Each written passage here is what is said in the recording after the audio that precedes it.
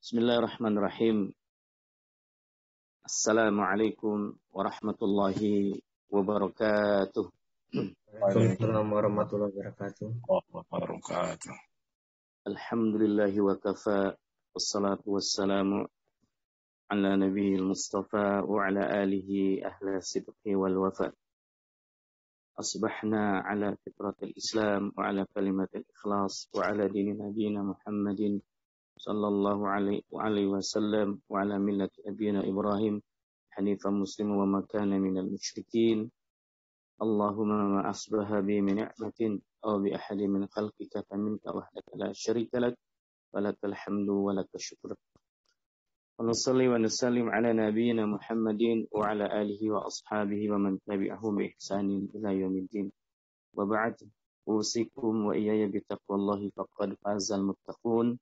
حيث قال الله تعالى في كتابه الكريم أعوذ بالله من الشيطان الرجيم يا أيها الذين آمنوا اتقوا الله حق تقاته ولا تموتن إلا وأنتم مسلمون فإن أصدق الحديث كتاب الله وخير الهدي هدي محمد صلى الله عليه وآله وسلم وشر الأمور محدثاتها وكل محدثة بدعة وكل بدعة ضلالة وكل ضلالة في النار. اللهم لا سهل إلا ما جعلته سهلا وأنت تجعل الحزن إذا شئت سهلا. Ma'asyiral muslimin wal muslimat, para bapak ibu sekalian peserta Zoom kajian subuh di pagi hari ini, marilah kita awali dengan memuji Allah Subhanahu wa taala seraya kita mengucapkan alhamdulillahilladzi bi ni'matihi tatimmus shalihat walhamdulillahi ala kulli hal. Segala puji bagi Allah Subhanahu wa taala yang telah menyempurnakan, yang telah memberikan kepada kita limpahan karunia yang tak terhingga dan tak terukur. Kita tidak bisa menghitungnya karena terlalu banyak nikmat yang Allah berikan kepada kita. Maka menjadi sebuah keharusan bagi kita untuk selalu bersyukur kepadanya, mentauhidkan dalam ibadahnya, dan meluruskan niat dalam setiap amal ibadah hanya karena Allah Subhanahu wa ta'ala. Dan juga bagian bukti syukur kepada Allah Subhanahu wa ta'ala adalah mengikuti sunnah-sunnah yang diajarkan oleh Nabi kita Muhammad sallallahu alaihi wasallam. Karena bukti cinta kita kepada Allah itu tidak lain dan tidak bukan adalah mengikuti sunnah-sunnah yang diajarkan oleh Nabi kita Muhammad Rasulullah sallallahu alaihi wasallam. Yang kedua, semoga salawat dan salam tercurah kepada junjungan Nabi kita Muhammad Rasulullah sallallahu alaihi wasallam, juga kepada keluarganya, para sahabatnya, para tabi'in, tabi'in, dan juga semoga kepada umatnya yang mengikuti sunnah-sunnahnya. Ma'asyiral muslimin wal muslimat, hadirin wal hadirat, peserta kajian Zoom di kajian subuh pagi hari ini. Semoga Allah Ta'ala selalu memberkahi dan merahmati kita semua. Amin ya rabbal alamin. Pada kajian subuh ini, insyaallah kita akan membahas dengan tema 3 faedah takwa.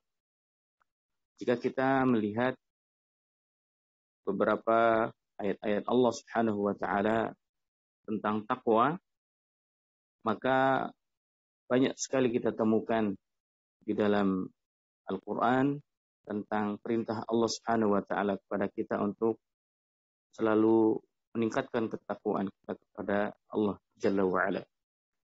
Namun dalam kajian pagi ini kita akan memfokuskan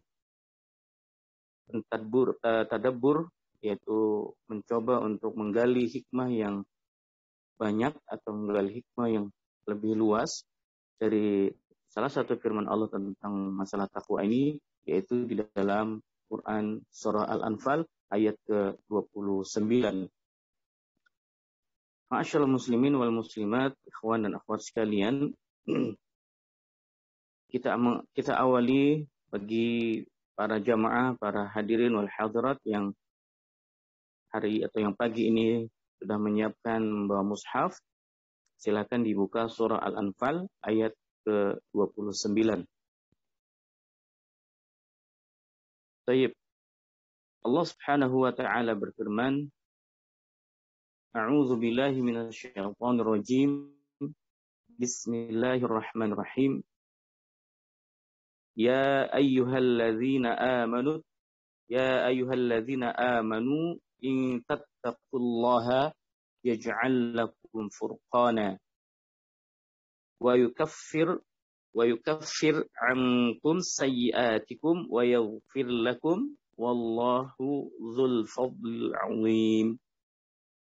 Yang artinya, wahai orang-orang yang beriman, jika kalian bertakwa kepada Allah Subhanahu wa taala, maka Allah akan memberikan kepada kalian furqan, dan Allah akan menghapus dosa-dosa kalian, dan Allah akan mengampuni kalian. Dan Allah adalah yang maha memiliki karunia yang sangat agung. Kaum muslimin wal muslimat rahimani wa rahimakumullah. Ayat ini diawali dengan ya'un nida, yaitu seruan atau panggilan yang menunjukkan kalimat ya ayyuha. Ketika Allah Subhanahu wa taala menggunakan khitab atau menggunakan sighatnya adalah ya'un nida, maka ini menunjukkan kekhususan hanya kepada orang-orang yang memang Allah panggil, yang Allah seru, yaitu di sini adalah orang-orang yang beriman. Kalimatnya adalah ya ayyuhalladzina amanu, wahai orang-orang yang beriman. Nah, kalau kita lihat di dalam kehidupan kita, atau kita bisa merasakan apabila kita diseru oleh seseorang dengan langsung panggilan nama kita, satu misal dipanggil nama Agus, Rahmat, Pak Herman, ya, jika ada seseorang manggil, mohon maaf Pak Herman, Bapak tinggal di mana ya? Nah, jadi ketika seseorang itu dipanggil dengan namanya yang lebih khusus, itu berarti orang yang memanggil itu sangat mengenal betul tentang orang tersebut. Bukan orang yang baru, bukan orang yang baru dikenal, atau orang yang sifatnya belum tahu tentang jati dirinya. Tapi ketika panggilan itu kepada umum, atau kita memanggil seorang itu dengan hanya kalimat Pak, mohon maaf Bapak, dari mana ya? Atau Pak, mohon Bapak tadi yang menggunakan sendal ini ya, dan seterusnya. Nah, ketika kita memahami dalam kehidupan sehari-hari saja bahwa kalau kita memanggil seseorang dengan panggilan yang umum, dengan panggilan khusus, tentunya ada perbedaan. Kita akan merasa lebih dekat dengan panggilan khusus itu. Artinya orang yang memanggil kita, orang yang sudah kita kenal, yang sudah kita pahami betul, dan begitu pula kita mengenalnya. Yang dipanggil dan yang memanggil itu mengenal dengan baik kedua-duanya. Kemudian menumbuhkan di sana ketika kita menyebut nama seseorang, dengan menyebutkan namanya, karena kita kenal baik tentang jati dirinya, maka ada rasa kedekatan, cintaan, ya, yang dimiliki oleh dua-duanya yang memanggil atau yang dipanggil. Nah, begitu pula Allah Subhanahu wa taala ketika Allah menggunakan kalimat ya'un nida ini, yaitu panggilan ya ayyuhalladzina amanu, khususkan panggilan itu kepada orang-orang yang beriman, maka berarti ini Allah mengenal betul karakter orang-orang beriman ini. Dan begitu pula seharusnya adalah orang beriman yang dipanggil oleh Allah itu juga paham betul tentang Allah Subhanahu wa taala. Maka kalau ada di dalam ayat ya ayyuhalladzina amanu, tapi kita merasa tidak terpanggil, cuek, merasa ya biasa-biasa saja dipanggil, nggak mudeng orang Jawanya, berarti iman kita ini belum mengenal sebenarnya dengan Allah. Ya. Artinya ketika dipanggil dengan panggilan yang khusus tadi, tapi kita cuek-cuek aja, nah berarti ini Allah mengenal kita, tapi ternyata kita tidak mengenal Allah. Nah, bagaimana mungkin akan ada rasa kecintaan yang lebih kuat, lebih mendalam, lebih dari itu lagi, kalau kita tidak mengenal Allah dengan sebaik-baiknya. Maka itu para ulama menjelaskan kepada kita, apabila proses belajar Islam itu sesuai dengan mengikuti tuntunan para ulama-ulama terdahulu, mengajarkan kepada kita, mereka mengajarkan kepada kita tahapan di dalam belajar agama itu ada urutan-urutannya. Yang pertama adalah ma'rifatullah, mengenal Allah. Yang kedua, ma'rifatul Rasul, mengenal Nabi kita. Yang ketiga, ma'rifatul Islam, ma'rifatul dinul Islam, mengenal tentang agama kita. Nah, sehingga menurut para ulama, 3 ini menjadikan keharusan bagi kita untuk mempelajarinya secara maksimal agar kita betul-betul mengenal Allah.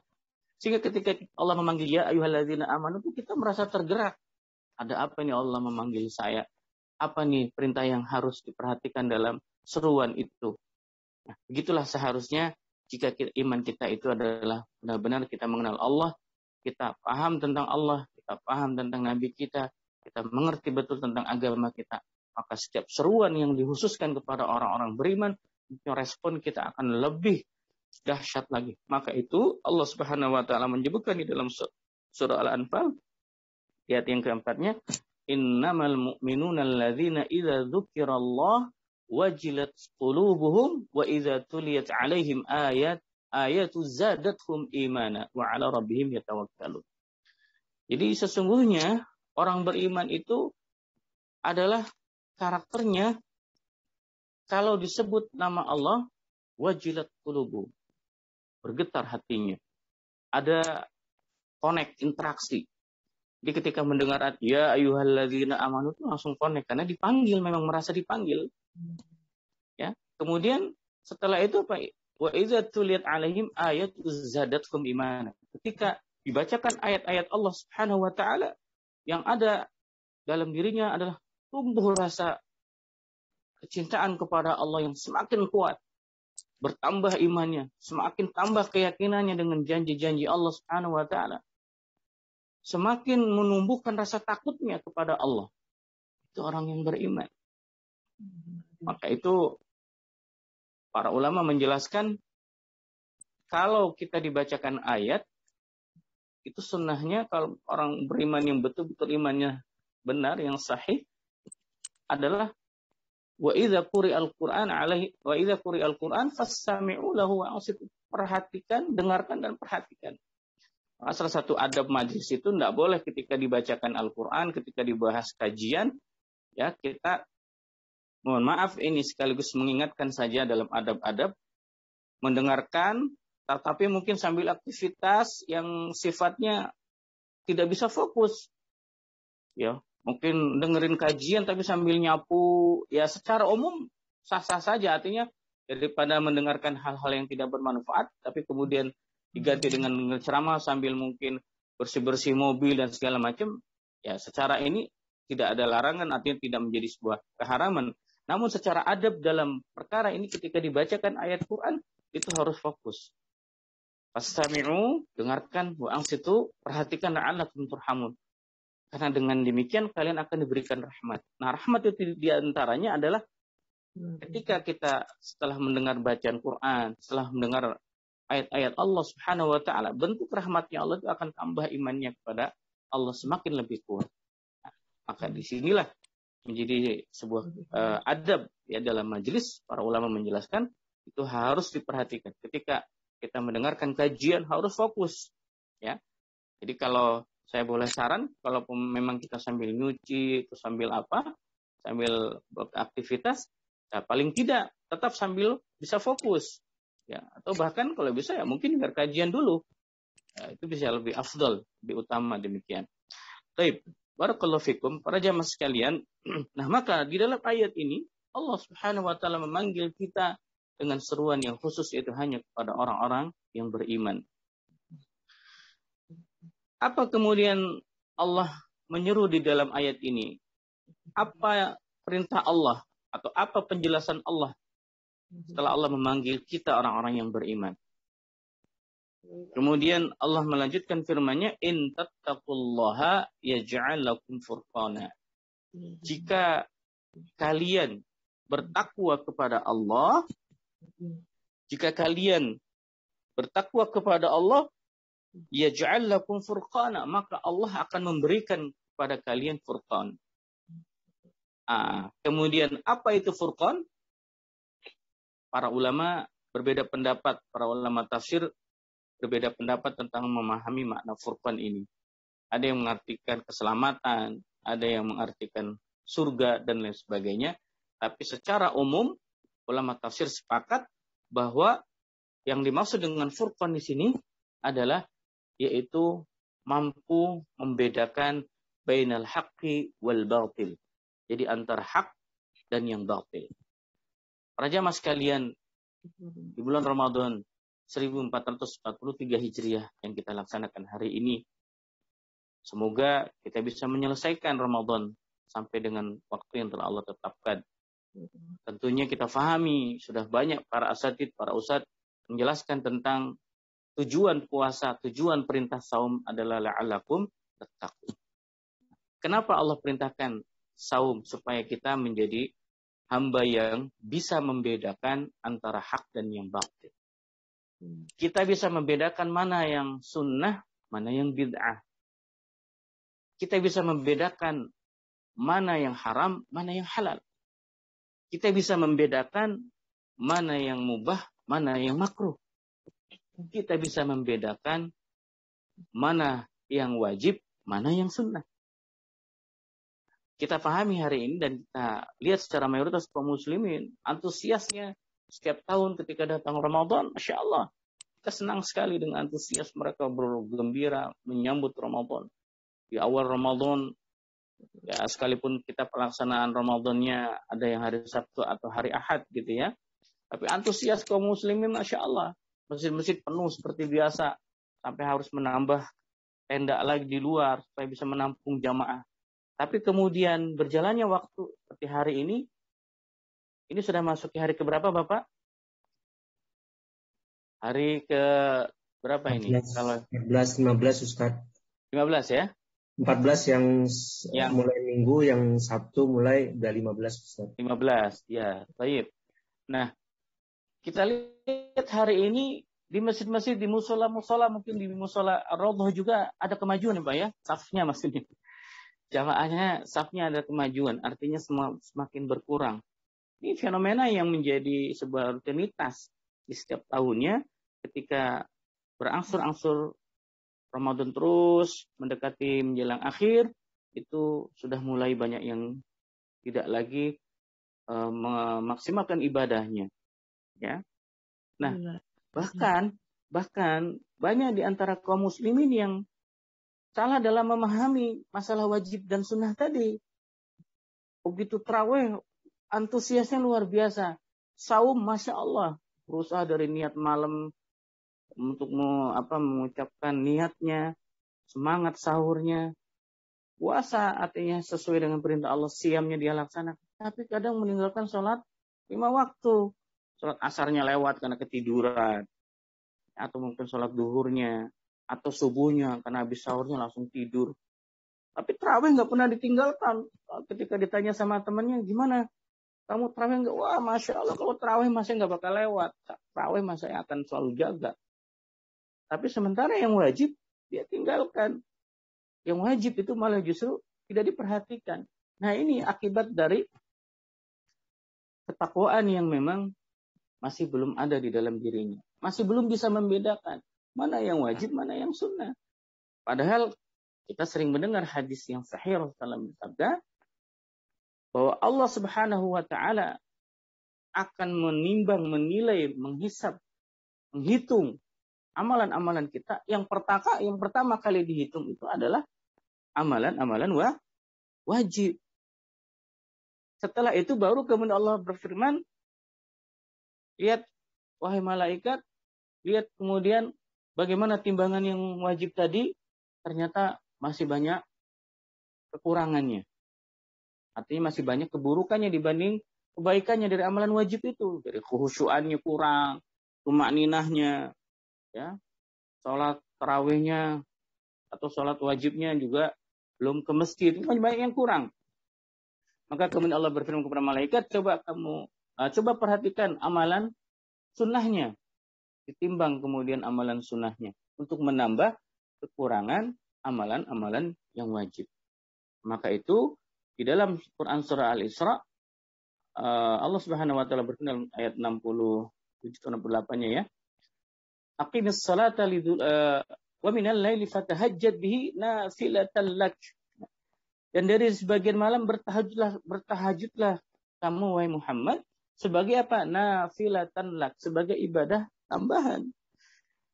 Artinya tahajud, tarawih, qiyamul lail itu adalah ibadah tambahan, ibadah wajib. Artinya di sini kita harus paham, harus dahulukan yang wajib, kemudian baru untuk menambal kekurangan yang wajib itu kita maksimalkan amalan-amalan sunnah. Allah akan melihat amalan kita itu yang wajib dulu, bukan yang sunnahnya dulu. Jadi artinya jangan sampai para jamaah terbalik. Ya, jadi yang sunnahnya nggak pernah tinggalkan, dari tarawihnya, masya Allah ya, lalu di masjid sampai selesai. Tapi sholat maghribnya kadang lewat, atau isyanya kadang lewat, subuhnya kadang lewat. Nah, ini sebuah persoalan. Maka itu harus kita pahami berdasarkan ilmu, dengan ketakwaan itu Allah akan berikan itu. Kemampuan bisa membedakan mana yang hak, mana yang batil. Ya. Baik, sedikit kita memahami dulu dari mana takwa itu.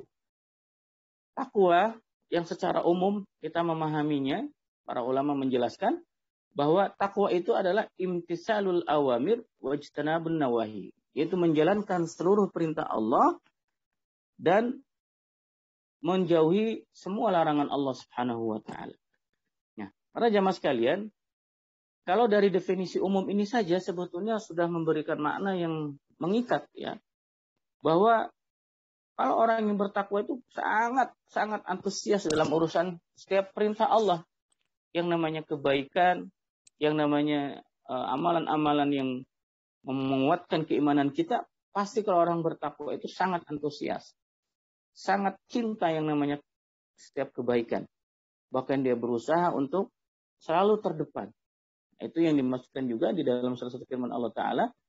Di dalam surah Fatir itu ayat 32. Summa awrasnal kitab alladhina istafaina min ibadina faminhum zalimun linafsi wa minhum muqtasid wa minhum sabiqun bil khairat. Jadi Allah mewariskan, memberikan kepada kita umat Nabi Muhammad SAW Al-Quran ya, menjadi panduan hidup dalam kehidupan kita. Maka kata Allah, ada dalam pelaksanaan Al-Quran itu, dalam mengamalkan Al-Quran, umatnya Nabi Muhammad itu ada 3 kategori. Ada yang selalu bermaksiat, ada yang dalam ketaatan, tapi kadang juga masih terjerembab kepada hal-hal yang makruh. Ada yang sabiqun bil khairat, yang selalu terdepan dalam setiap kebaikan. Dia berusaha untuk menghindari yang mubah, yang boleh aja dia hindari, untuk mengantisipasi adanya kezaliman, adanya kemaksiatan. Walaupun mubah, tapi dia hindari. Nah, kita berusaha menjadi sabiqun bil khairat. Nah, jadi orang yang bertakwa itu adalah orang yang memang sabiqun bil khairat. Selalu cinta kepada kebaikan. Salah satu bukti konkret cinta kepada kebaikan dalam kehidupan kita sehari-hari yang nyata, yang gampang sekali kita contohkan itu, ketika mendengar azan, seluruh pekerjaan apapun itu harus kita stop, kita tinggalkan, dan kemudian kita menuju panggilan Allah Subhanahu wa taala. Bahkan para ulama terdahulu dari kalangan para sahabat, para tabi'in, tabi'in, itu ketika mereka bekerja kemudian azan berkumandang, saat seorang pekerjanya itu memang membuat besi ya, seperti Nabi Daud itu ya, yang bekerjanya ini membuat besi-besi begitu. Ketika besi palu itu mau dipukulkan ke objeknya, ya baru mengangkat palu seperti ini mau dipukulkan ke objeknya, terus terdengar azan, itu nggak jadi dipukulkan objek tersebut, langsung ditaruh palu itu dan segera menuju panggilan Allah, itu menuju masjid. Itu salah satu bentuk ketakwaan yang sangat ringan yang harus kita implementasikan. Ya. Jadi pekerjaan apapun Kalau sudah Allah memanggil, karena kita tahu bahwa ini yang manggil adalah Rabbul Alamin, penguasa alam raya. Kita dipanggil sama pimpinan kita di perusahaan aja, baru ditelepon terus terdengar suara bos kita udah langsung siap, ya luar biasa. Seharusnya ketika Allah memanggil kita jauh lebih siap lagi. Bahkan seperti Al-Imam Ibnu Musayyib, ya, itu beliau berusaha mengamalkan amalan-amalan kebaikan yang beliau tanamkan untuk bisa tetap istiqamah. Ya, itu adalah beliau berusaha sebelum azan berkumandang itu selalu ada di masjid. Sebelum azan berkumandang selalu ada di masjid. Dan beliau lakukan itu selama 40 tahun beliau jaga, tidak pernah ditinggalkan. Selama 40 tahun. Bagaimana dengan kita? Mampukah kita menjaga satu amalan itu bisa sampai 40 tahun nggak pernah kita tinggalkan? La haula wala quwata illa billah. Nah, maka itu kalau kita dengar azan hayya 'alas shalah, marilah kita salat. Jawaban kita yang mendengar bukan hayya 'alas shalah, tapi la haula wala quwata illa billah. Mari salat. Mari laksanakan salat, kata Allah. Maka orang yang dimampukan bisa melaksanakan salat tepat waktu, bahkan sebelum waktunya beliau sudah tiba, itu memang nggak semuanya, kecuali yang Allah kehendaki. Karena kekuatan itu adalah dari Allah. Allah yang memberikan kita hidayah. Berapa banyak manusia yang tubuhnya sehat, kekar, sehat jasmaninya, rohaninya, bahkan rumahnya nempel dengan masjid, di samping masjid, di samping musala, tapi belum tergerak hatinya untuk bisa sholat berjamaah di masjid. Karena faktor hidayah tadi, ketakwaan tadi.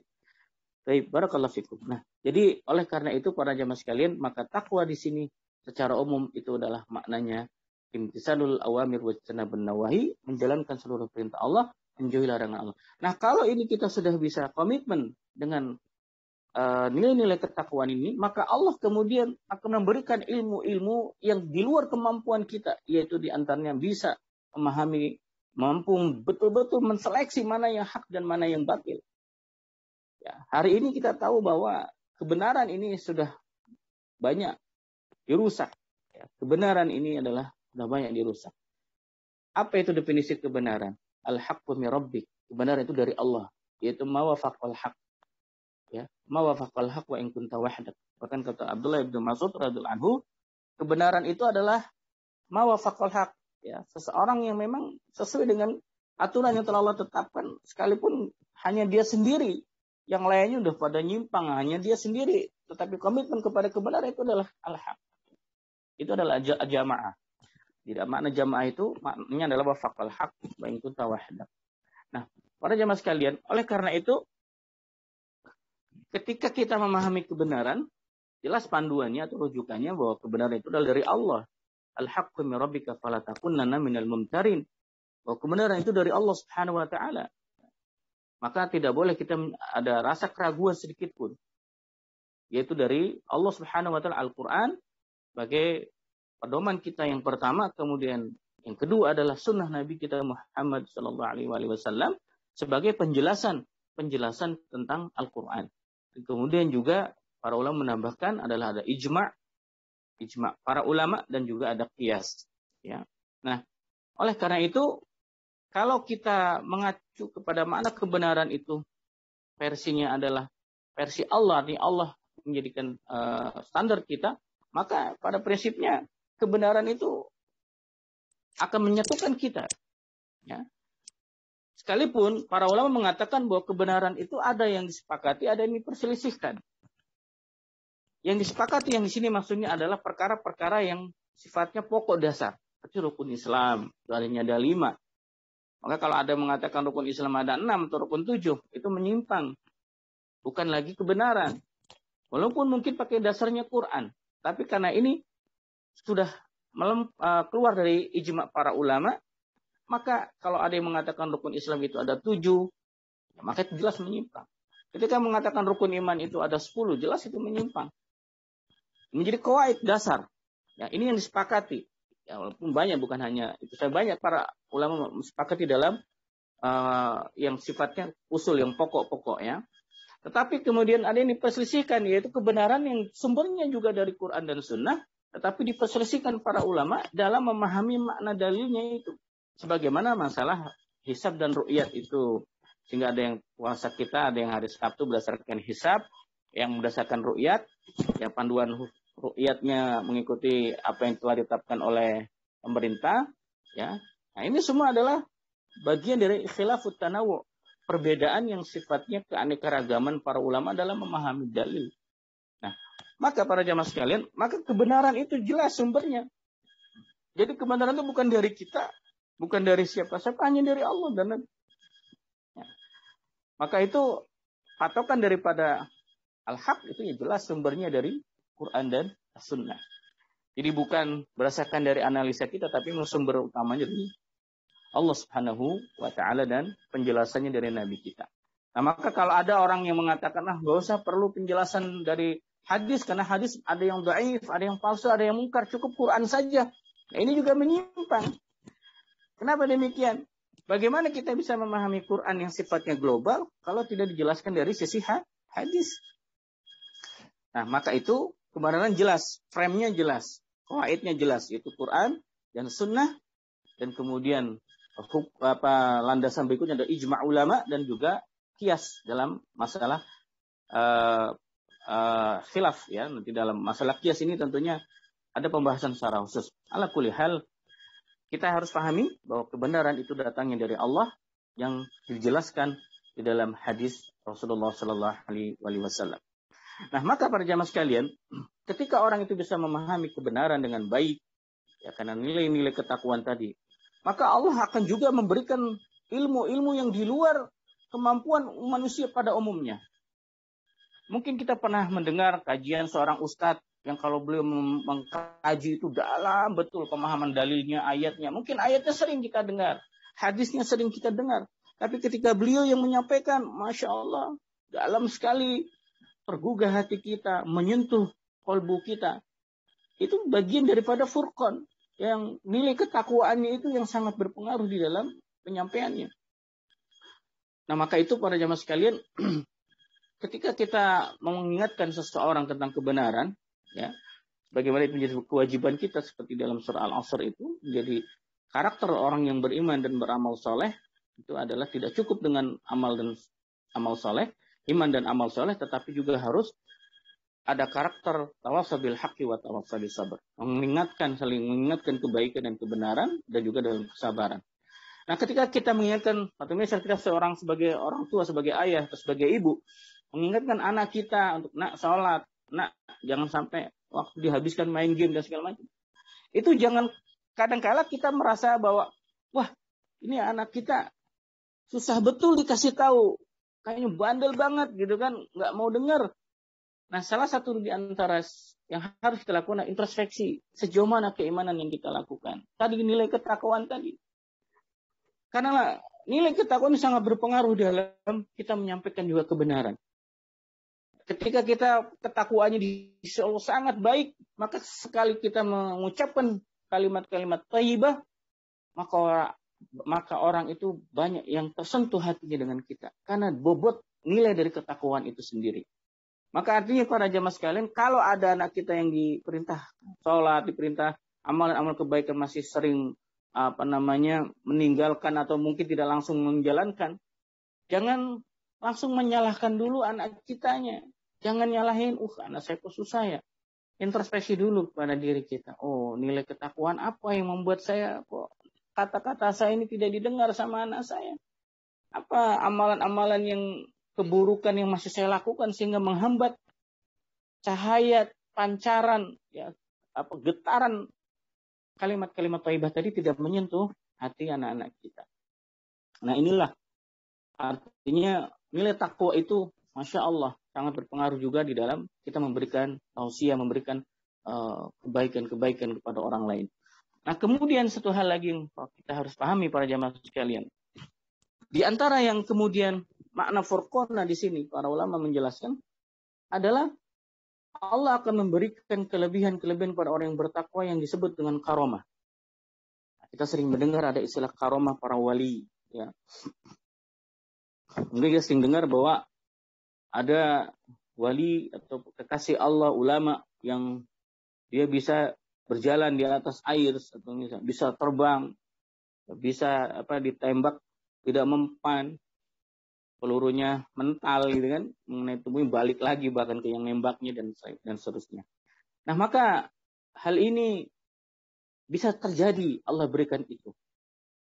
Saya pernah mendengar dari beberapa ikhwah, ya, bahkan pernah juga adik saya baca dari beberapa kitab tentang pengalaman para mujahidin yang berada di front peperangan di medan jihad, ya, seperti di Suriah dan di tempat-tempat lain lah ya. Kemudian termasuk peristiwa-peristiwa kejadian yang di Indonesia ya, yang beberapa tahun silam tentunya sudah lama, yaitu ada peristiwa dulu kerusuhan Poso dan Ambon itu ya. Beberapa ikhwah dan juga beberapa buku yang saya baca ada cerita yang sangat membuat kita begitu mendengar cerita ini ada rasa haru, ada rasa masya Allah ya. Yaitu banyak kejadian yang di luar kemampuan mata manusia, tapi Allah buktikan itu. Seperti di dalam surah Al-Anfal ketika perang Badar ya. Di mana kita tahu dalam perang Badar itu pasukan kaum muslimin itu hanya 300 ya, berbanding dengan 1000 pasukan orang-orang kafir. Tapi kemudian Allah bisa mengalahkan, orang-orang beriman bisa mengalahkan mereka atas izin Allah. Maka itu di dalam surah Al-Anfal, wa ma ramaita idz ramaita walakinnallaha rama. Apa yang kamu lempar, yang kamu arahkan kepada objek orang-orang kafir tadi, itu pada prinsipnya bukan kamu yang melempar, tapi Allah Subhanahu wa taala.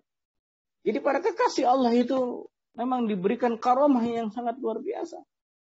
Ada salah satu ikhwah yang pernah hatinya di peperangan seperti itu bercerita kalau saat itu dia sudah terjepit, dia sudah dikepung oleh orang-orang kafir. Kemudian di saat itu hanya ada tinggal satu pertahanan yang dia miliki. Dia lemparkan itu bom itu ke arah mereka, yang secara hitungannya namanya bomnya kecil, yang daya ledaknya kecil, itu tiba-tiba bisa meluluhlantahkan tank baja, meluluhlantahkan pasukan pesawat tempur. Ya. Ini kalau kita baca bukunya beberapa kitab yang menjelaskan ini, termasuk tentang peperangan antara Uni Soviet dengan Afghanistan ya, dan lain sebagainya. Intinya banyak sekali dalam buku mereka orang-orang yang Allah berikan karamah yang di luar nalar manusia. Nah, ternyata memang ini sudah banyak Allah berikan buktinya. Termasuk adalah kalau kita buka dalam kitab Syarah Riyadhus Shalihin, di sana Syekh Shalih Utsaimin menjelaskan bahwasanya Rasulullah Umar bin Khattab radhiyallahu anhu itu pernah satu kali sedang dalam keadaan ceramah, ya. Kemudian tiba-tiba beliau mengatakan, ya, di tengah ceramahnya itu beliau mengatakan, ya Sariyatul Jabal, ya Sariyatul Jabal, ya Sariyatul Jabal, wahai pasukan gunung, wahai pasukan gunung. Ya. Para jamaah yang mendengarkan itu sempat bingung. Kenapa Umar bin Khattab radhiyallahu anhu tiba-tiba memanggil atau mengeluarkan kalimat ini, wahai pasukan tempur yang ada di gunung. Sementara itu temanya bercerita, ya artinya bukan tema secara khusus dalam untuk membakar kaum muslimin untuk berjuang, berjihad di kala itu. Tapi tiba-tiba Umar bin Khattab mengatakan, ya Sariyatul Jabal, wahai pasukan yang ada di gunung, pasukan gunung ya, Sariyah gitu. Nah, maka ternyata hal itu, kalimat yang dilontarkan oleh Umar bin Khattab radhiyallahu anhu itu didengar oleh komandan perang di kala itu, ya, Sariyah ibnu Zanim. Jadi Sariyah ini dimaksud di sini pemimpin ya, qaidnya, komandan perangnya. Jadi maksudnya adalah memanggil komandan perangnya yang memegang pasukan itu untuk berlindung di gunung supaya bisa menang dalam peperangan. Dan saat itu adalah Umar bin Khattab radhiyallahu anhu tentunya tidak bersama mereka. Ya. Tetapi suara itu kemudian didengar oleh komandan perang ini, yaitu Sariyah Ibnu Zanim. Yang padahal saat itu ya Umar bin Khattab radhiyallahu anhu tidak bersama mereka, tapi kemudian Allah menampakkan kepada Umar bin Khattab tentang peristiwa itu, yang kemudian akhirnya Umar bin Khattab memberikan komando, memberikan arahan pada qaidnya untuk berlindung, membentengi diri mereka dan dirinya dan pasukannya di balik gunung. Ini sebuah karomah yang Allah berikan kepada para sahabat, para orang-orang yang bertakwa radhiyallahu anhum ajma'in. Ya.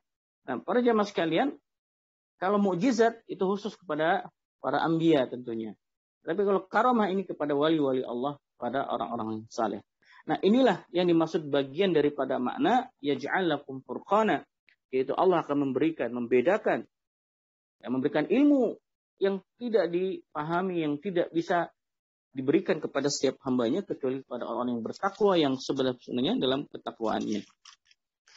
Nah, kemudian para jamaah sekalian, yang pertama tadi adalah mampu membedakan antara hak dan yang batil. Allah berikan karomah, Allah memberikan makna, pendalaman makna di dalam Al-Quran yang tidak dimiliki, tidak dimampui oleh manusia pada umumnya. Ini jika memang takwanya adalah haqqa tuqatih, betul-betul takwa imtisalul awamir wa ijtinabun nawahi. Ini faedah yang pertama.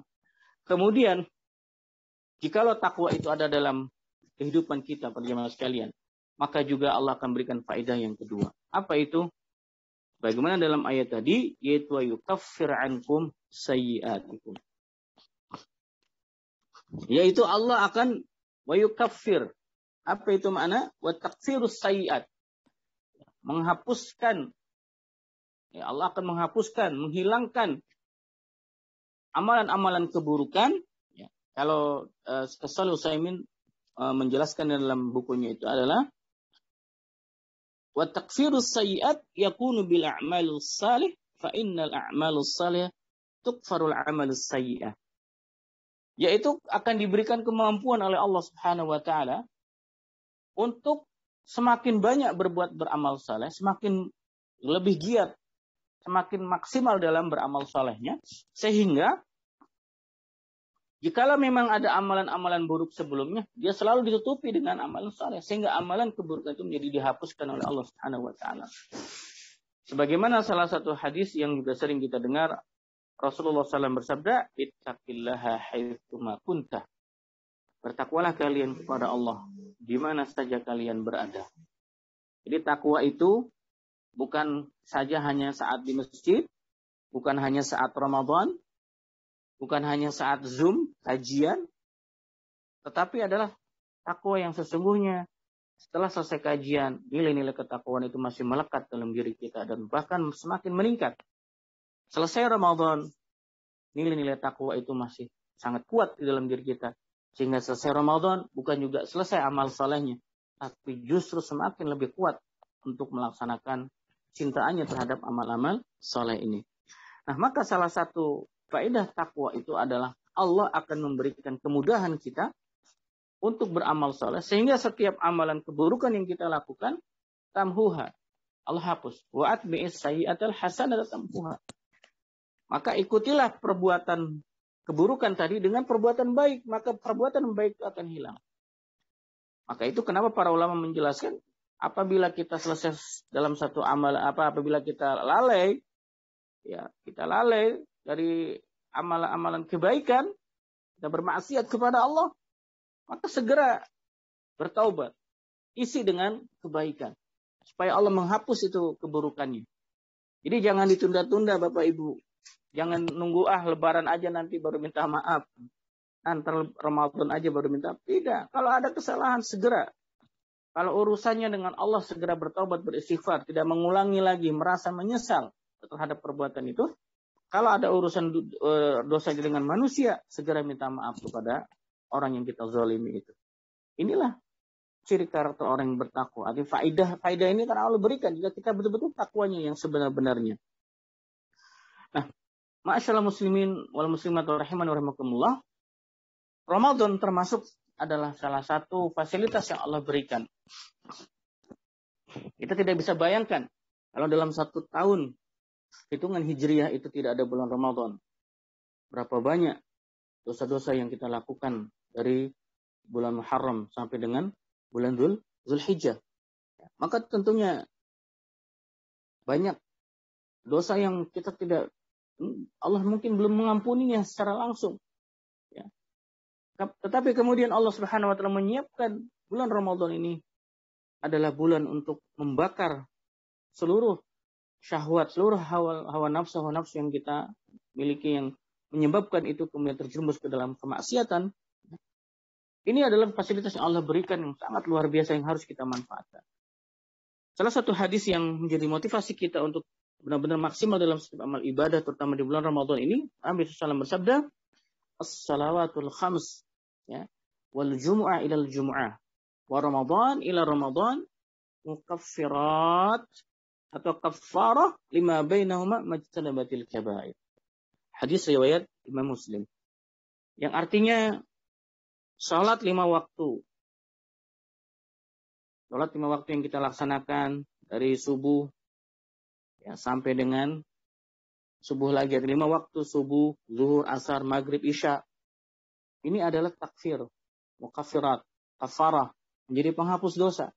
Kalau subuh tadi kita sholat berjamaah bagi laki-laki di masjid, kemudian antara jeda subuh sampai zuhur kita tidak sadar, ada lalai, lupa kepada Allah, tidak berzikir, tidak mengingat Allah, berbuat maksiat, maka zuhur sholat diampuni lagi dosanya. Begitu seterusnya, antara satu waktu ke waktu berikutnya menjadi kafarah sebagai penghapus dosa. Kemudian wal jumu'ah ila jumu'ah, dan juga Jumat ke Jumat, itu menjadi kafarah. Nah, kemudian Ramadan ila Ramadan, dan juga di Ramadan ke Ramadan menjadi kafarah. Selama, kata Nabi, ma'ijtamatil kabair, selama tidak melakukan perbuatan dosa besar. Artinya yang dimaksud kafarah ini, Allah akan menghapus dosa-dosa yang kecilnya.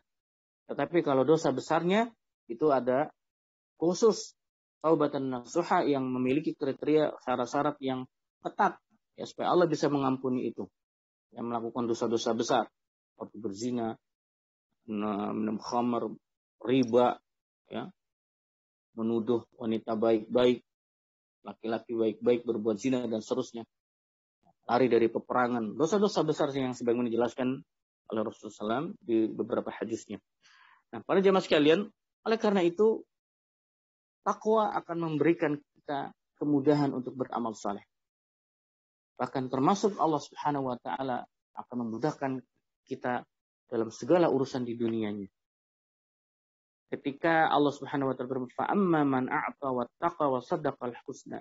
Fa amma man a'ta wattaqa wa saddaqa bil husna fasanuyassiruhu lil yusra. Siapa yang bertakwa, kemudian rajin memberi, bersedekah dan yakin membenarkan janji-janji Allah tentang kebaikan-kebaikan balasannya surga, maka fasanuyassirul yusra, Allah akan mudahkan baginya setiap urusan-urusan yang ada di dunianya. Termasuk adalah Allah akan mudahkan dia beramal saleh, Allah akan mudahkan dia menjaga amal saleh itu tetap bisa istiqamah. Itu syaratnya adalah ketakwaan. Jadi bisa dijaga, Allah yang menjaga amalan-amalan kita, yang melanggengkan, yang bisa mengistiqomahkan kita adalah hanya Allah Subhanahu wa taala. Termasuk di sini adalah para ulama tafsir menjelaskan fasanuyassirul yusra itu adalah dimudahkan dalam segala urusan dunia, termasuk adalah urusan rezeki. Termasuk urusan rezeki. Karena Rasulullah bersabda, la yahrumul 'abdu min dzambi ayyusibahu.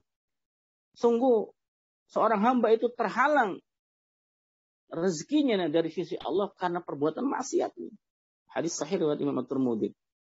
Maka itu kalau kita dalam kehidupan banyak buntu, banyak masalah, ya, yang membuat kita kemudian merasa putus asa dan sebagainya, maka salah satu yang harus segera kita lakukan adalah evaluasi diri. Evaluasi diri kita. Ada apa dengan kita? Bukan ada apa denganmu, ya. Ada apa dengan kita? Segera evaluasi. Bisa jadi tadi banyaknya amalan-amalan keburukan yang menyebabkan terhalangnya rahmat Allah, terhalangnya rezeki yang Allah berikan kepada kita karena dosa-dosa yang kita lakukan. Baik, barakallahu fikum. Itu yang faedah yang ke-10 ya Bu, Bapak. ketiga ya. Yang kedua tadi, kemudian sekarang yang ketiga. Di dalam ayat tadi Allah Subhanahu wa taala menjelaskan setelah wa yukaffir ankum sayiatikum wa yaghfir lakum. Maka faedah yang ketiga, faedah takwa itu adalah kita akan diampuni oleh Allah Subhanahu wa taala. Para jamaah sekalian, tidak ada yang paling berharga bagi kehidupan seorang yang beriman adalah ketika ampunan itu Allah berikan kepada kita. Ampunan yang Allah berikan ini adalah ampunan terhadap dosa-dosa yang kita lakukan. Allah Subhanahu wa taala memberikan ampunan kepada hamba-hambanya atas kehendaknya. Allah memberikan ampunan sesuai dengan apa yang Allah kehendaki. Siapa yang akan diberikan ampunan? Kita sering mendengar ada beberapa hadis, ada seorang yang kehidupannya penuh kemaksiatan. Tapi gara-gara kemudian dia memberi makan seekor anjing yang kehausan, memberi minum seekor anjing yang kehausan, kemudian Allah, karena sebab kebaikannya itu Allah masukkan ke dalam surganya. Dan juga ada penyebab seseorang yang kemudian Allah tidak ampuni secara langsung, artinya Allah akan memberikan proses balanya, proses balasannya, al-jaza'u min jinsil amal. Oleh karena itu para jamaah sekalian, ampunan yang Allah berikan ini adalah sebuah sesuatu yang memang kita tidak bisa pastikan apakah kita diampuni atau tidak. Kita tidak bisa mengetahuinya apakah kita diampuni atau tidak. Maka itu kalau bicara kita ampunan Allah Subhanahu wa taala, itu hak prerogatif Allah Subhanahu wa taala. Hatta Nabi Muhammad SAW, Nabi yang mulia yang Allah utus ke dunia ini, yang menjadi nabi terakhir di tengah-tengah kehidupan manusia, Nabi kita Muhammad SAW ketika meminta ampunan kepada Allah untuk pamannya yang sangat mencintainya, yang membela habis-habisan, Abu Talib. Tidak bisa Allah berikan ampunan itu kepada Abu Talib. Padahal ampunan itu yang minta langsung kekasihnya. Yang meminta langsung adalah Rasulullah SAW. Tapi tetap tidak bisa. Karena Allah menghendaki demikian. Karena sampai akhir wafatnya, ketika menjelang wafatnya Rasulullah, Abu Talib Rasulullah berada di sampingnya dan mengatakan, ya ammi qul la ilaha illallah, wahai pamanku katakan la ilaha illallah. Tapi kemudian Abu Jahal CS datang juga mengganggu konsentrasinya dari Abu Talib ini untuk bisa mengucapkan la ilaha illallah. Maka Abu Jahal kemudian juga mengatakan, wahai Abu Talib, apakah kamu akan meninggalkan Lata dan Uzza, Tuhan-Tuhan kita? Jangan kamu ikuti Muhammad. Diganggu ini sama setan-setan ini ya. Sampai akhir wafatnya, pamannya tidak bisa diampuni oleh Allah Subhanahu wa taala, ya. Dan dia mati dalam keadaan kufur kepada Allah Jalla wa'ala. Nah, para jamaah sekalian, oleh karena itu ampunan yang kita harapkan kepada Allah tentunya ampunan yang secara keseluruhan, ya, baik diampuni di dunianya, kemudian juga Allah segerakan ampunan itu juga di dalam kehidupan kita di akhirat. Artinya Allah segerakan di dunia dan juga Allah berikan ampunan kita di akhirat. Nah, di antara salah satu yang menjadi penguat kita adalah ada salah satu hadis yang diriwayatkan oleh Imam Bukhari dan Imam Muslim yang menunjukkan bahwa ampunan Allah itu begitu sangat besar. Dan ini harus kita raih dalam setiap harinya. Dan di bulan Ramadan ada waktu-waktu yang sangat harus kita perhatikan untuk menggapai ampunan, yaitu adalah di waktu-waktu sahur. Wabil ashari hum yastaghfirun. Di waktu-waktu sahur kita berusaha untuk memperbanyak istighfar kepada Allah Subhanahu wa taala, memohon ampun kepada Allah Jalla wa ala. Nah, Rasulullah SAW bersabda, "Fa innallaha ittala'a 'ala ahli Badrin faqala i'malu ma syi'tum faqad ghafartu lakum." Itu maka Allah Subhanahu wa taala memberikan ampunan kepada orang-orang atau para sahabat yang masuk kategori Ahlul Badar. Jadi kalau Ahlul Badar itu sudah pasti masuk surganya Allah Subhanahu wa taala. Karena itu dalam hadis sahih Rasulullah menjelaskan itu para sahabat yang mengikut perang Badar itu adalah baik yang wafat ataupun yang tidak wafat di saat perang Badar, itu sudah dijamin masuk surganya Allah Jalla wa'ala. Maka termasuk dalam hadis ini Rasulullah mengatakan, i'malu ma syi'tum faqad ghafartu lakum. Sampai-sampai Allah mengatakan, ya, Allah berfirman kepada Nabi kita Muhammad SAW untuk para ahlul Badar, silahkan berbuat sesuai dengan apa yang Anda suka, sungguh Allah telah ampuni Anda. Allah telah ampuni kalian semuanya. Masya Allah. Inilah amal soleh, amalan-amalan yang sangat luar biasa, nilai-nilai ketakwaan, ya, yang kita tahu dalam perang Badar itu mereka para sahabat yang kategori termasuk as-sabiqun al-awwalun, orang-orang yang pertama kali yang mengimani adanya kerasulan, kenabian dan kerasulan pada diri Nabi kita Muhammad SAW. Sehingga sampai Allah mengatakan, silakan udah berbuat apa saja sesuai kamu, Allah sudah ampuni itu. Karena nilai ampunan itu yang sudah Allah berikan. Ya. Nah, para jamaah sekalian, maka dalam situasi kondisi hari ini bulan Ramadan, perbanyaklah mohon ampun kepada Allah Subhanahu wa taala. Allahumma innaka 'afuwun tuhibbul 'afwa fa'fu anna.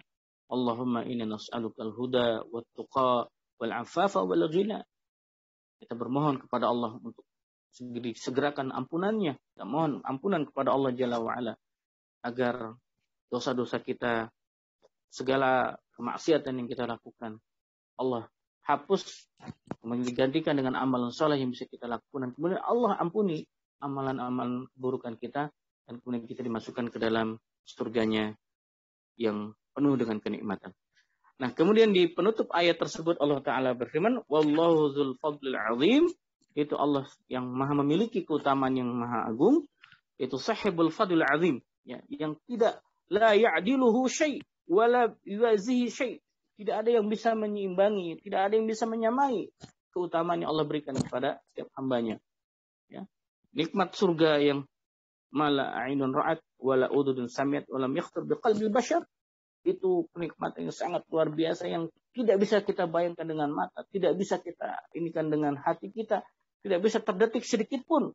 Ya, artinya nggak bisa kita bayangkan dalam kehidupan kenikmatan surga ini, kehidupan yang ada di surga dibayangkan dengan kehidupan di dunia ini tidak bisa dianalisa, karena saking banyaknya nikmat yang Allah berikan bagi mereka yang mengikuti perintahnya dan menjauhi larangan-larangannya.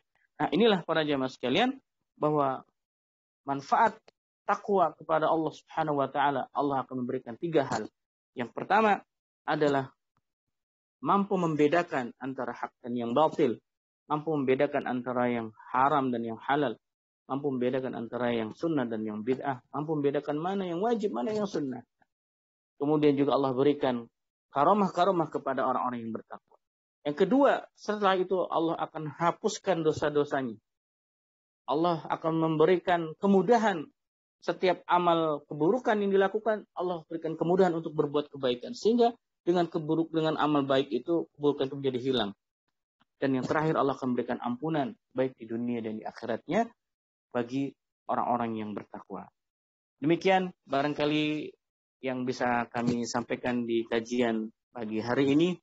Tentunya banyak kekurangan dari sana sini, banyak kekurangan dari bobot materi yang saya sampaikan, ataupun mungkin ada beberapa ayat hadis yang juga keliru dalam pembacaannya. Saya mohon dimaafkan. Yang benar hanya dari Allah dan Nabi-Nya, yang salah dari setan dan dari saya.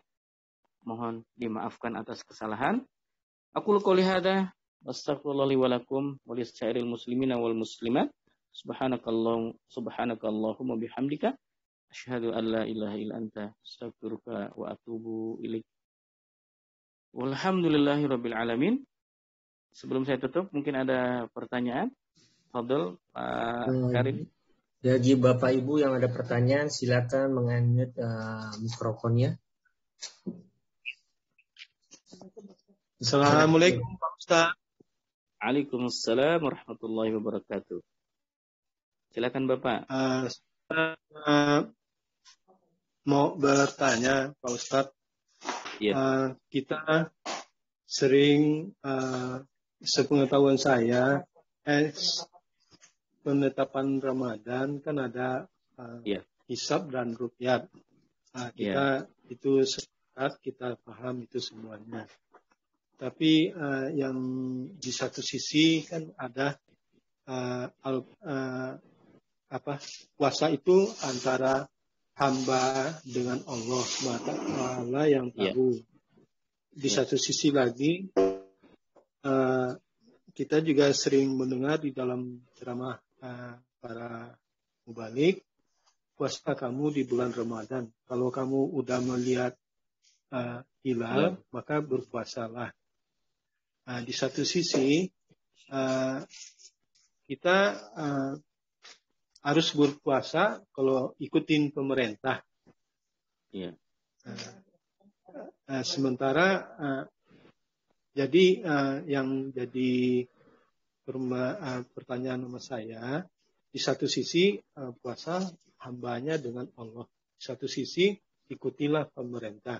Sementara pemerintah menetapkan hisab dan menetapkan satu Ramadan, melihat derajat-derajatnya. Ru'yat. Di Al-Quran kan puasalah kamu kalau melihat bulan. Ya, dalam di sini ya dalam Quran juga betul, dalam hadis juga ya. Maka itu perlu penjelasan seperti apa. Kalau kita ikut pemerintah, biar ada yang bertanggung jawab. Sementara di satu sisi puasa itu adalah hamba dengan Allah Subhanahu wa taala. Jadi mohon penjelasannya Pak Ustaz. Baik, barakallahu fikum. Dengan Bapak Efri ya yang bertanya. Iya, Pak Ustaz. Baik, Masya Allah, jazakumullah khair. Terima kasih Bapak atas pertanyaannya. Semoga Allah Ta'ala menguatkan dan selalu memudahkan Bapak dalam setiap amal solehnya. Amin. Baik, berkenaan dengan pertama yang saya jawab dulu, maksud daripada satu hadis yang sahih, hadis ini, Rasulullah bersabda dalam satu hadis kursinya ya, bahwa Allah Ta'ala berfirman, yaitu mengenai saum, pahalanya itu adalah unlimited, tidak ada batasan.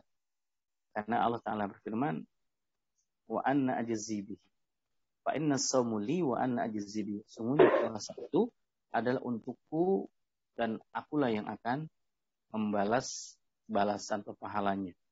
Nah, maka para ulama menjelaskan, kita tahu juga ada dalam hadis, ada orang yang disebut orang muflis, orang yang bangkrut.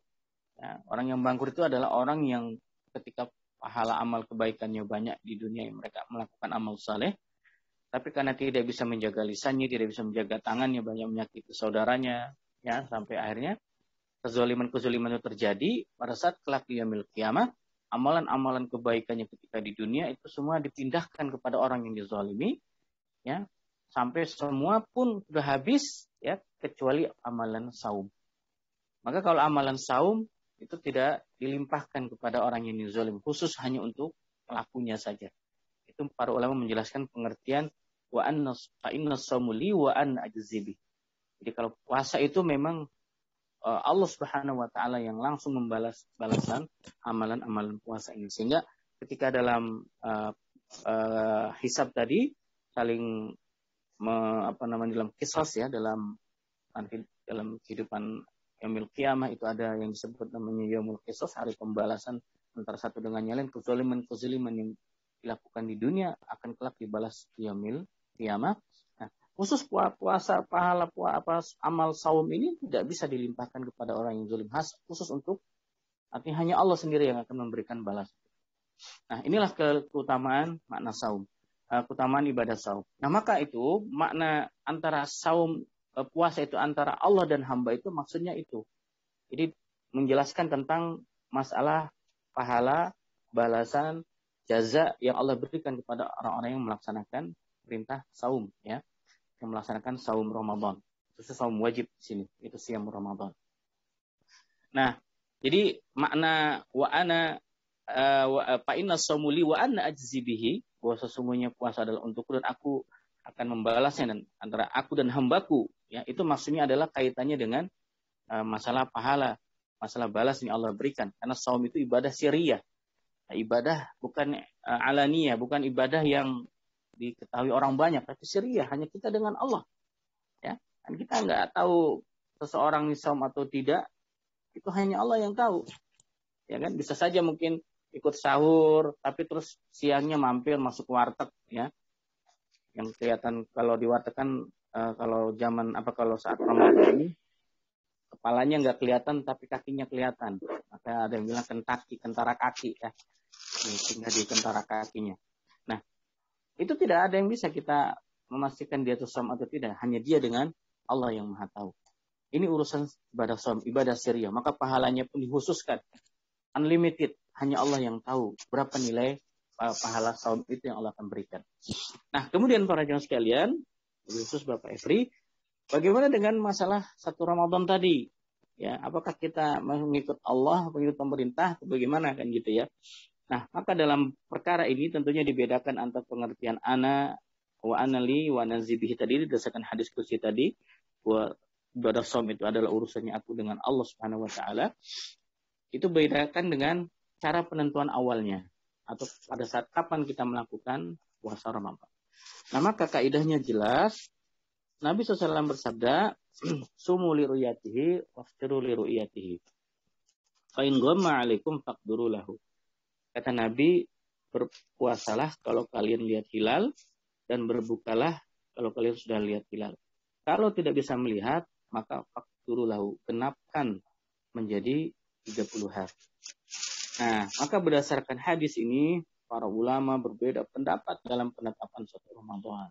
Khusus di dalam 1 Ramadan dan 1 Syawal, ya. Kalau di luar bulan-bulan lainnya, itu para ulama tidak banyak khilaf di sana. Tetapi khusus di penentuan 1 Ramadan, 1 Syawal ini, para ulama berbeda pendapat.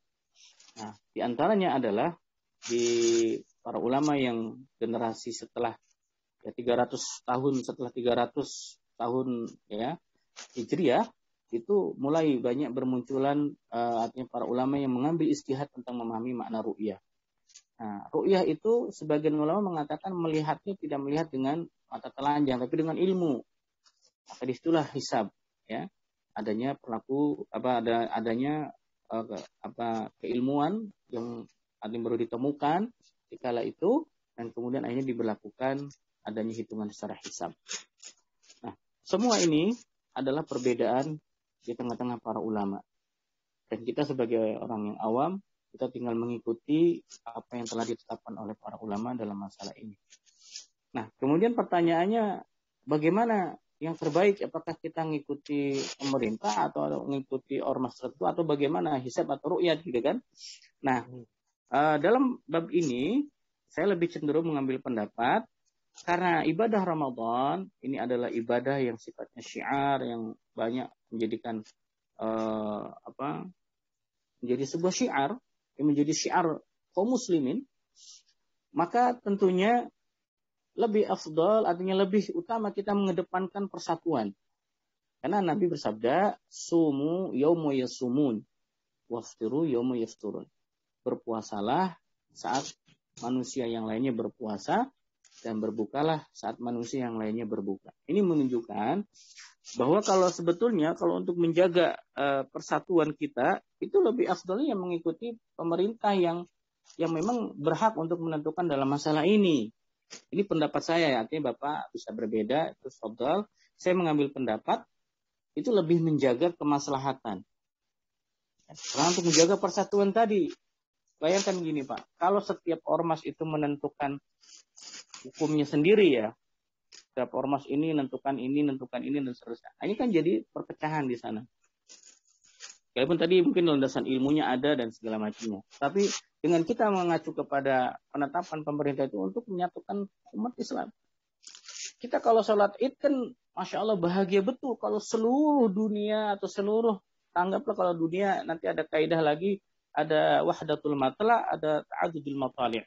Ada yang berpatokan kepada pendapat satu matla itu satu sumber ya. Jadi kalau satu misal Saudi melihat hilal, berarti seluruh dunia harus sudah sama. Itu namanya wahdatul matla. Kalau ta'addudul matali itu artinya setiap negara boleh menentukan masing-masing ru'yahnya tadi, lihat hilalnya tadi. Nah, kalau masing-masing yang hari ini yang kita terjadi satu misal negara kita mengambil kaidah ta'addudul matali. negara Indonesia menentukan matlaknya sendiri, yaitu ru'yah hilal sendiri, tidak mengikuti ru'yah global, misalnya ru'yah lokal ya di Indonesia. Nah, kemudian nanti ada ru'yah lokal lagi ormas satu misal. Terus ada ormas lagi ru'yah lokal lagi, kan jadi muskilah. Nah, maka kalau dalam urusan ini, dalam khususnya ini, saya katakan khusus urusan 1 Ramadan, 1 Syawal, saya pribadi lebih pendapat tetap kita untuk menjaga persatuan mengikuti ketentuan pemerintah. Perkara satu misal, pemerintah kita mungkin hari ini banyak kekurangannya karena begini, karena kezaliman dan segala macamnya lah. Hal-hal yang kita artinya tahu secara bersama, yang artinya umat Islam banyak tersudutkan di pemerintahan hari ini dan segala macam seterusnya. Berlepas diri dari itu untuk menjaga persatuan tadi dalam bab ini, sekali lagi dalam bab ini, menentukan 1 Ramadan dan 1 Syawal, itu kita mengambil dalil tadi, berbukalah, bersaumlah kalian bersama manusia yang lainnya berpuasa, dan berbukalah kalian bersama manusia yang lainnya berbuka. Kan nikmat sekali. Kalau se-Indonesia sama semua saumnya, sama semua 1 Syawalnya, ya. Kita lewat di masjid ini sudah takbiran, lewat di masjid ini sudah takbiran, syiarnya terasa, Masya Allah. Bayangkan Pak, kalau satu misal lebarannya menentukan masing-masing ya. Satu misal hari Sabtu lebaran, besok Ahadnya ada yang lebaran lagi, itu Seninnya ada yang lebaran lagi. Nah ini kan Masya Allah. Ya. Nah, oleh karena itu, secara sekali lagi pendapat pribadi saya, Bapak atau para jamaah boleh setuju atau tidak, saya lebih mengambil pendapat untuk tadi menjaga persatuan dan kesatuan kaum muslim, karena ini adalah bicaranya syiar, ibadah yang sifatnya syiar, yang artinya seluruh kaum muslimin sama. Ya, lebih bagus sebetulnya global ru'yah ya. Artinya satu panduan kita, kalau satu misal dunia ada satu yang melihat, semuanya puasa. Karena global ru'yah itu lebih ini lagi. Nah, itu di zaman khalifah kan begitu, di zaman khilafahan ar-rasyidah, di zaman Nabi Muhammad SAW, ya ketika Nabi sebagai pemimpin tunggalnya, semua kalau kata Nabi, oke, puasa hari ini, puasa semua, nggak ada yang kemudian mencoba untuk mengikuti ini sendiri ya, karena Nabi sudah menginstruksikan. Itu kan di zaman Khalifah Ar-Rasyidah, Khalifah seperti Abu Bakar, Umar, Ali, dan Utsman dan seterusnya, itu merujuk pada satu, artinya satu pemimpin semuanya mengikutinya. Dan itu nikmat. Kalau kita sudah punya global ru'yah, semua dunia sama dalam tataran penguasaan kaum muslimin ya, artinya umat Islam berkuasa, sana menentukan semuanya, Masya Allah, nikmat betul. Nah ini diantara salah satu sebabnya memang kenapa kita masih berpecah belah, karena masing-masing diantara kita punya pemimpin-pemimpinnya, ya, pemimpin ormas, pemimpin ini, sehingga ada yang ketaatannya itu, ya pokoknya kalau nggak sama pimpinan saya di ormas saya mah nggak pati inilah, kan gitu ya. Nah ini tentunya sebabnya banyak hal ya. Baik, jadi saya simpulkan penjelasannya adalah bahwa intinya tentang masalah hisab dan ru'yah, ini terjadi perbedaan di pendapat para ulama. Tinggal kita mana memilih, maukah yang hanya berlandaskan hisab, ataukah dua-duanya ru'yah dan hisab, atau ru'yah saja. Ini semua adalah pilihan kita. Nah, adapun pengertian tadi ada hamba dan Allah tentang saum itu kaitannya dengan pahalanya. Ya, di balasan yang Allah akan berikan kepada orang yang melakukan ibadah saum Ramadan. Baik, demikian Allah alam bisawab. Ada lagi Bapak? Oh ya, terima kasih Pak Ustadz atas penjelasannya. Insyaallah. Baik, silakan. Mungkin ada pertanyaan lagi Bapak Ibu.